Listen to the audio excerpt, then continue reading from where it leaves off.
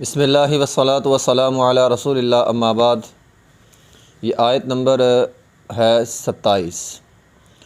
اعوذ باللہ من الشیطان الرجیم، بسم اللہ الرحمن الرحیم۔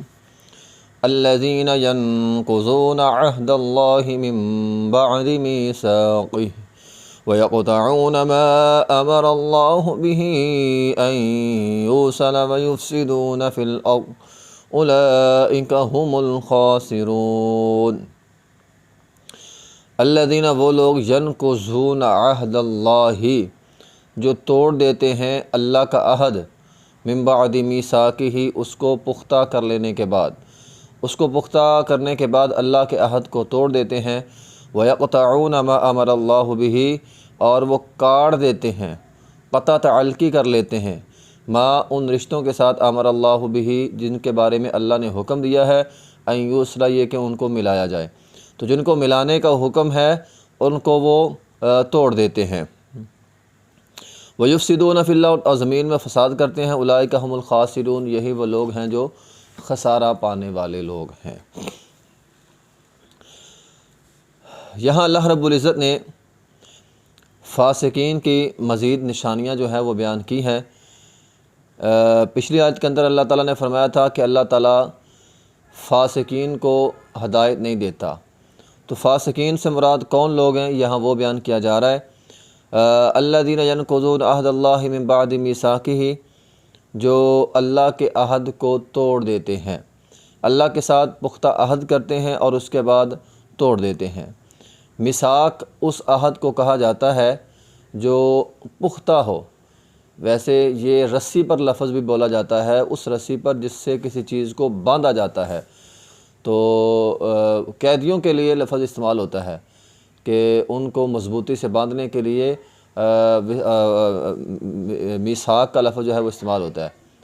تو میثاق پختہ عہد کو، یعنی اس رسی کو جس کے ساتھ کسی چیز کو مضبوطی کے ساتھ باندھا جاتا ہے، اس پر یہ ہے لفظ بولا جاتا ہے۔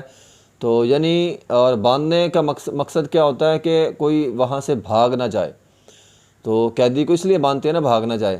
تو میثاق یعنی جس کے ساتھ آپ نے وعدہ کر لیا، اب اس سے بھاگنا نہیں ہے، تو یہ مطلب ہوتا ہے میثاق کا، ایسا عہد جس میں بھاگ بندہ نہیں سکتا، بندہ بھاگے نہ۔ تو ان لوگوں نے اللہ کے ساتھ پختہ عہد کیا، لیکن اس کے بعد کیا کیا، اس عہد کو توڑ دیا۔ اللہ تعالیٰ فرماتے ہیں وَأَوْفُوا بِالْعَهْدِ إِنَّ الْعَهْدَ كَانَ مَسْئُولًا، یہ بنی اسرائیل کے لیے بھی تھا کہ تم اللہ کے عہد کو پورا کرو، ورنہ اللہ اپنے عہد کے متعلق تم سے سوال کرے گا۔ تو عہد سے مراد ایک تو عقیدے کے والے سے بھی ہے، جس کو عہد الست بھی کہتے ہیں، الست بربکم قالوا بلی شہدنا۔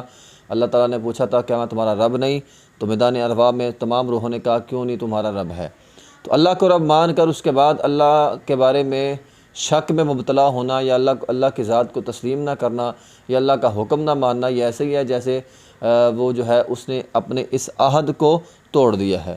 تو دوسرے نمبر پر اس سے مراد یہ ہے کہ اللہ تعالیٰ نے اور بھی، ایک تو یہ عہد الست ہے نا، اس کے علاوہ بھی اللہ تعالیٰ، بندہ جب مومن مسلمان ہوتا ہے تو اللہ تعالیٰ کے ساتھ وعدہ کرتا ہے کہ اے اللہ میں تیرے بتائے ہوئے دین کے مطابق اپنی زندگی بسر کروں گا۔ تو جو لوگ دین کے مطابق نہیں چلتے، گویا وہ بھی اپنے اس کیے ہوئے عہد کو توڑ رہے ہیں۔ تو منافقین کے بارے میں یہ خصوصی بات ہے کہ منافقین کے اندر یہ بات پائی جاتی ہے کہ وہ عہد شکنی کرتے ہیں، عہد کو توڑ دیتے ہیں۔ حدیث میں آیا منافق بندہ جب بھی وعدہ کرے گا اسے توڑ دے گا، تو یہ وعدہ خلافی کی ایک بدترین نشانی ہے منافق ہونا۔ وَإِذَا وَعَدَ أَخْلَفَ، حدیث میں آیا وَإِذَا وَعَدَ أَخْلَفَ، کہ وہ جب وعدہ کرتے ہیں اس کی خلاف ورزی کرتے ہیں۔ تو بہرحال ایسے بندے کو اللہ تعالیٰ بہت سخت سزا دے گا۔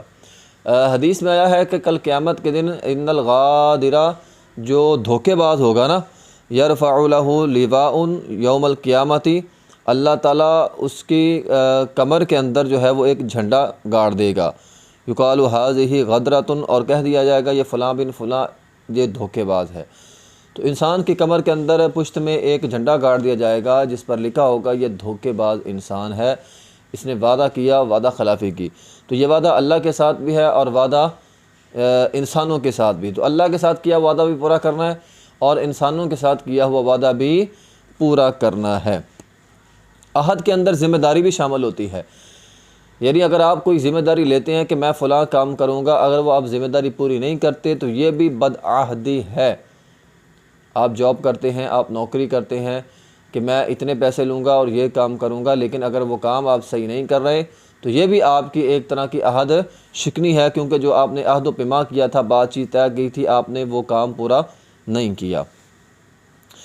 وَيَقْطَعُونَ مَا أَمَرَ اللَّهُ بِهِ أَن يُوصَلَ، اللہ تعالیٰ نے رشتہ داری کو ملانے کا حکم دیا ہے، اور یہ کیا کرتے ہیں، ان لوگوں نے رشتہ داری کو توڑ دیا۔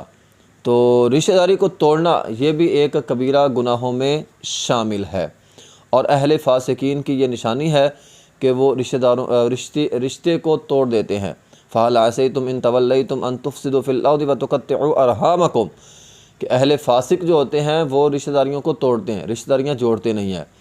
تو رشتہ داری کو توڑنا یہ ایک بہت بڑا جرم ہے۔ ہمارے ہاں تو شاید یہ چیزیں عام اب ہو چکی ہیں، خاندانی لڑائیاں ہوتی ہیں اور پھر وہ اگلے نسل کے اندر منتقل بھی ہو جاتی ہیں، یعنی لڑائی ہوتی ہے، اب لڑائی تو بڑوں میں ہو رہی تھی، لیکن اب آہستہ آہستہ بڑے وہ بچوں کے اندر لڑائی منتقل کر رہے ہیں۔ ٹھیک ہے، یہ تیرا فلاں رشتہ دار ہے، اس نے میرے ساتھ یہ کیا تھا، اس نے میرے ساتھ وہ کیا تھا، اگر تجھے موقع مل جائے تو نے بدلہ لینا ہے، تو نے یہ کرنا ہے، تو نے وہ کرنا ہے۔ یعنی ہم لڑائی ختم کرنے کی بجائے اگلی نسل کے اندر جو ہے وہ لڑائی جو ہے وہ ڈال دیتے ہیں۔ اب وہ جو آنے والی نسل ہوتی ہے وہ اس سے زیادہ لڑتی ہے آپس میں، اور اسی وجہ سے آج ہمارے معاشرے میں لڑائی جھگڑے میں قتل و غارت بہت زیادہ ہو رہی ہے، کیونکہ لوگوں کے نئی نسل کے دماغوں میں غصہ بھرا جا رہا ہے اپنے عزیز و اقارب کے بارے میں، تو صلح نہیں کی جاتی، غصہ بھرا جاتا ہے، جس کے نتیجے میں جو ہے وہ لڑائی شدت اختیار کر جاتی ہے، اور پھر جو ہے وہ نقصان ہوتا ہے۔ یہاں تو اگر ایک بھائی امیر ہو دوسرا غریب ہو تو وہ دوسرے غریب بھائی کو پہچاننے کے لیے بھی تیار نہیں ہوتا۔ بہت سارے لوگ کہہ دیتے ہیں کوئی بات نہیں، خیر ہے جی، میرا تو رشتہ داری کے بغیر بھی گزارا ہو رہا ہے، مجھے رشتے کی اتنی ضرورت نہیں ہے۔ تو یہ باتیں ساری جو ہیں وہ غلط ہیں۔ نبی علیہ الصلوۃ والسلام نے فرمایا لا يدخل الجنت قاطع، جو قطع تعلقی کرتا ہے وہ جنت میں داخل نہیں ہوگا، اللہ تعالیٰ اس کو جنت میں داخل نہیں کرے گا۔ جو صلہ رحمی کرے گا اللہ اس کے ساتھ، جو صلہ رحمی کو جوڑے گا اللہ اس کو جوڑے گا، جو صلہ رحمی توڑے گا اللہ اس کو توڑ دے گا۔ یہ بھی نبی علیہ الصلوۃ والسلام کی حدیث ہے۔ اسی طرح نبی علیہ الصلوۃ والسلام نے فرمایا صلہ رحمی مقابلے کی نہیں ہوتی کہ کوئی آپ کے ساتھ صلہ رحمی کرے آپ نے اس کے ساتھ کرنی ہے، اگر کوئی نہیں کرتا تو نہ کرے، نہیں، یہ بات غلط ہے۔ کوئی کرے نہ کرے آپ اپنا حق جو ہے وہ ضرور ادا کریں، اور نہیں تو کم از کم سلام دعا ضرور رکھیں، بیمار ہو جائے اس کی تیمارداری کریں، کوئی ضرورت ہے اس کی وہ ضرورت جو ہے وہ پوری کریں۔ ایک شخص نبی علیہ الصلوۃ والسلام کے پاس آیا، اس نے آ کر کہا اللہ کے رسول میں تو صلہ رحمی کرتا ہوں لیکن میرے رشتہ دار میرے ساتھ صلہ رحمی نہیں کرتے، میں ان کے ساتھ تعلق جوڑتا ہوں وہ توڑ دیتے ہیں، میں اچھی انداز میں بات کرتا ہوں وہ میرے ساتھ برے رویے سے پیش آتے ہیں۔ تو نبی علیہ الصلوۃ والسلام نے فرمایا تھا اگر تو یہ جو بات کہہ رہا ہے اگر واقعی ایسے ہے تو ان کو جہنم کی آگ کا انگارہ دے رہا ہے۔ وَلَا يَزَالُ مَعَكَ مِنَ اللَّهِ ظَهِيرٌ عَلَيْهِمْ مَا دُمْتَ عَلَى ذَلِكَ، جب تک تو یہ کام کرتا رہے گا اللہ تعالیٰ کی طرف سے تجھ پر ایک مددگار فرشتہ بھیج دیا جائے گا جو تیری جو ہے وہ مدد کرتا رہے گا۔ تو صلہ رحمی تو کر رہا ہے، وہ آگے سے صلہ رحمی نہیں کر رہے، وہ رشتہ توڑ رہے ہیں، تو جوڑتا ہے وہ توڑتے ہیں، تو اسی کام میں لگا رہے، اللہ تعالیٰ کی طرف سے تجھ پر ایک فرشتہ آئے گا جو تیری مدد کرے گا۔ تو بہرحال انسان کو جو ہے وہ رشتہ داری کا خیال رکھنا چاہیے۔ آگے فرمایا وَيُفْسِدُونَ فِي الْأَرْضِ، زمین میں فساد برپا کرنا۔ تو بہت ساری قومیں بہت سارا فساد برپا کیا ہے، یہ صلہ رحمی اس کو توڑنا یہ بھی ایک فساد ہے، اس سے لڑائی جھگڑا بہت زیادہ ہوتا ہے۔ اللہ کے عہد کو پورا نہ کرنا یہ بھی ایک فساد ہے، اس سے بھی جو ہے وہ معاشرے میں اگر آپ اللہ کا حکم نہیں مانتے تو معاشرے میں بد امنی ہوگی، امن سکون قائم نہیں رہ سکتا۔ تو امن سکون کے لیے اللہ کا حکم ماننا جو ہے وہ ضروری ہے۔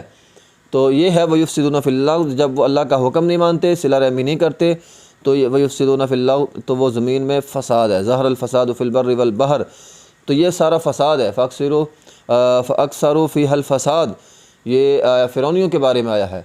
تو یہ منافقین کا طرز عمل تھا، تو وہ دنیا میں ایک طرح کا فساد جو ہے وہ برپا کرتا ہے۔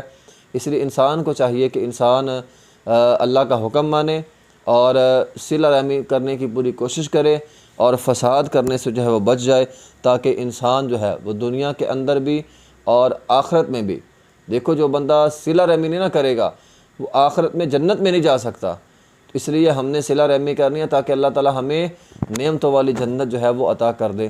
وآخر دعوانا الحمد للہ رب العالمین۔